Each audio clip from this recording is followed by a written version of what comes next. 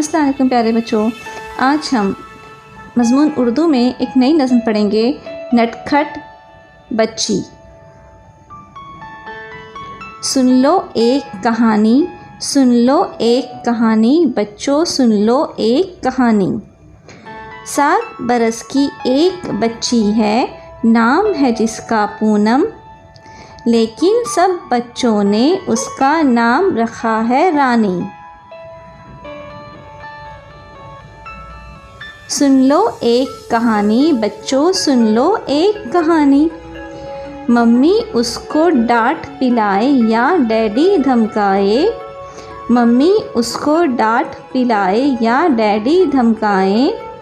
कहती है कहना मानूंगी, करती है मनमानी।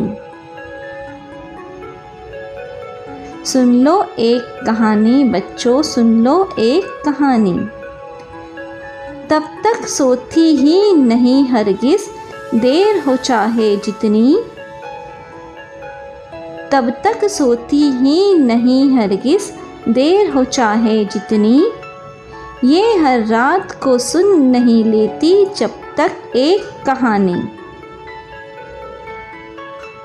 सुन लो एक कहानी, बच्चों सुन लो एक कहानी।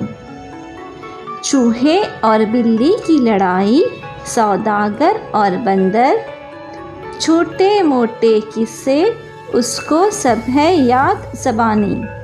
सुन लो एक कहानी, बच्चों सुन लो एक कहानी। सुन लो एक कहानी, बच्चों सुन लो एक कहानी।